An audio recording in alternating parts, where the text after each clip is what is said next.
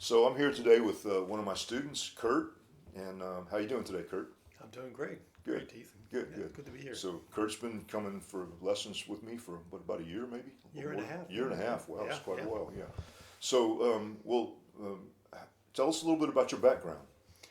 Well, I've been living in South Carolina for I think 27 years, but as you can tell by my accent, I'm a Yankee. And Oh, they no. come, like, damn Yankees, they come down here and they don't leave.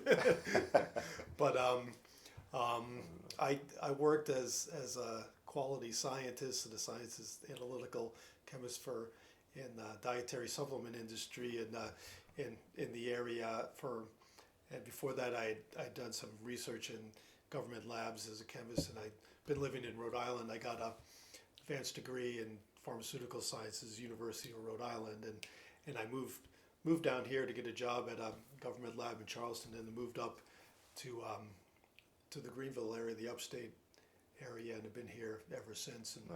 And Nice. really like the area, like the people, and Yeah, but I retired.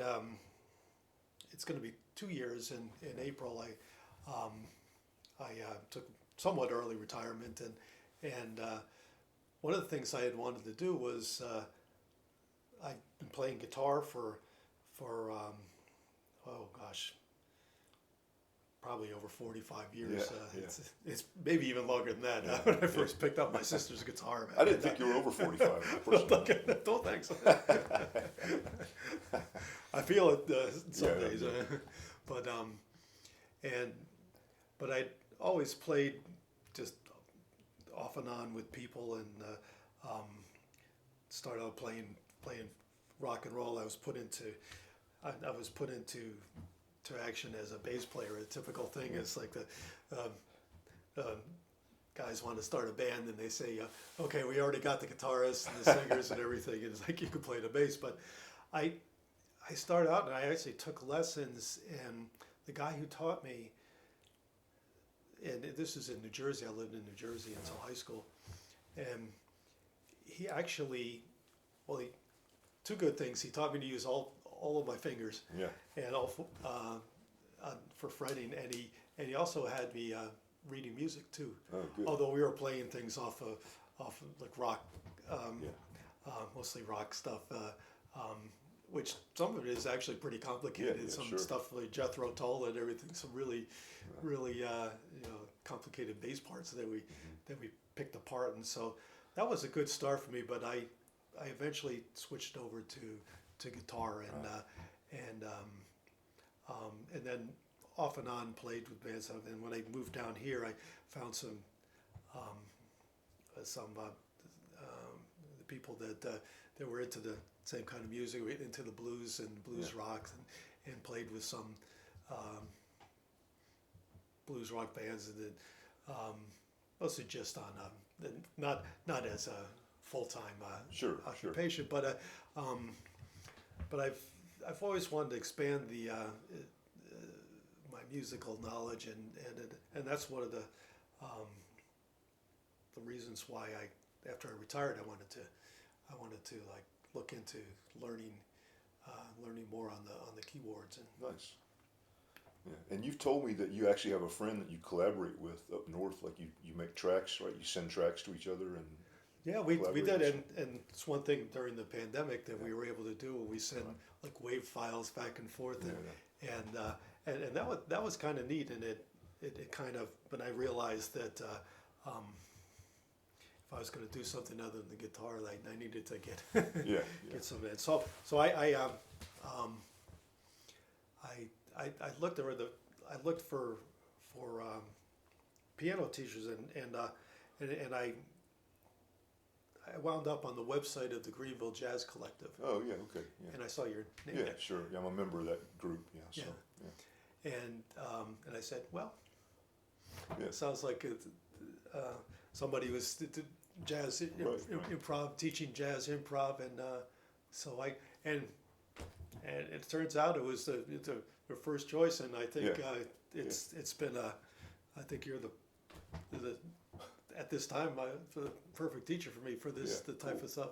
Great, excellent. I that I want to appreciate do. that. Thanks for saying that. Yeah. So you found me through the Greenville Jazz Collective website, Yeah, and yeah, that's a local nonprofit organization that I'm a part of. That we do performances, and they send out things to schools and talk to kids in schools and things like that. So that's great. I'm glad you found me through that website. So we've been working together for about a year and a half, and I think it's great that you had training reading music early on.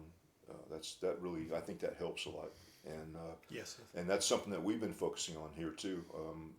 I think reading music is very important. So I always do that with people when they come for lessons. If they can't read or can't read well or not used to reading piano music, I always have them work on reading. I think it's real important. But yeah, so you feel like that's helping you too. I mean, yeah. Well, yes. And actually, I've mentioned this before. I'm really pleased to be able to have learned as much as I got. I didn't expect to yeah, learn it that well. And I had some trade, but I've been ignoring reading music for like 40 years. Because I really didn't need yeah, that. But I have a pretty good ear to hear um, to hear things and figure things out. But I found that the piano is very conducive to figuring out the song structure and melody structure, and learning about the movement of harmonies and melodies right. with you has been really helpful. It's even helped my guitar playing. Yeah, and sure. and being able to read is just um, I don't know if it's helping to maybe put off the onset of Alzheimer's or something like that, when they say Well, something. yeah, But this kind of mental activity yeah, it's actually is really fantastic. absolutely, yeah, It's hard sometimes, but the more I do it, the quicker I get yeah, to it. But I'm glad I didn't do it on my own, because you've taught me the good ways to practice, and I think right, that's important, where you're not wasting a lot of time, right, and you're focusing on the parts that you need to work on, and right, right. yeah, that's been very helpful. Yeah, So I've good. been really pleased with it, and even reading some of this classical stuff for the O's, I find it fascinating, because Yeah, it's like it's like a history of music, and um, so and I'm starting to pick up and learn a little bit more, refamiliarize myself a little bit more of the music, like this in the jazz world, and I'm primarily interested in like the intersection of like blues and jazz hmm, and everything, because I don't think I'd ever be able to get to the point where to be playing pure jazz, but I think it's really helped me expand the hmm, what I what I can play, and what absolutely. I'm interested in. And you So, think that's helping you play on the guitar as well, learning the stuff about the harmony that we've been doing? oh, Yeah, absolutely, and I figure out, well, this is probably better to play this chord in this in this configuration other than this, because it makes right, makes more sense. And when I listen to it and hearing on the piano, it's really, that's why I guess a lot of people will start out composing on piano, yeah, even right, if they and right. even if they move to guitar, and because it's really I think it's really Mhm. it's really cool. Something that I found interesting about working with you is that I know that you're predominantly an ear player, right? Mainly, you've been playing by ear, Yeah. like you said, for all this time. And you're what I'd consider a good amateur musician, right? You Yeah. haven't really done it professionally, but you've consistently been playing with people over Yeah. all these years, Yeah. right? And when we started working on reading, most people don't do this, but you would go, oh yeah, you would identify it as harmonically as, oh yeah, this is this chord and this chord. Like right away, you were hearing that, and you were picking up on the harmony, which I thought was really interesting. Even though you didn't have much skill at playing the piano yet, and your reading was just beginning level, but still you would play those things, and you would go, oh yeah, this is this chord, and you really recognize the harmony. I think it's because you heard it and because you're used to playing those kind of simple harmonic structures. Yeah. Yeah, and that was a good thing for me to be able to see it, and to hear it on the piano, and I'm really glad really glad I found you to get Well, the you've made lesson. you've made great progress. It's been a real pleasure, and I loved seeing people when they make a lot of progress like this. So it's been a real pleasure. Yeah, it's So, been a pleasure. For me any too. ongoing struggles that you have that you're still working on? I think the main thing is that well, I've played, I've done just some gigs like where I've had to like play through all, and I've been pretty good with the bands at faking it, but sometimes it's harder when you sometimes I'll just be playing with somebody else or something, and you have to really make sure you can make it through a song and everything. I still have, and I don't know if it's like a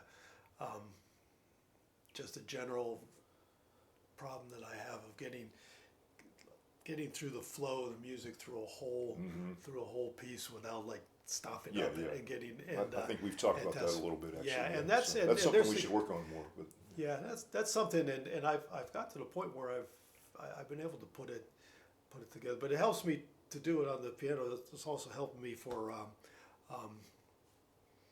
I've been able to perform better on the guitar, and Yeah. especially with singing it. My rhythm's gotten better, right. and and I've become more musically consistent on Yeah. everything. Excellent. It's good. I go back to the guitar and I say, okay, I know how to play the guitar. That's great. But I've been mostly playing playing the piano and the keyboards because I just really am I'm having a blast with it. Awesome. Yeah. Well, thanks so much, Kurt. Thanks for doing this, and Sure, yeah. and it's a pleasure having you for a student. So Well, thanks, Keith. yeah. It's been great. Thanks.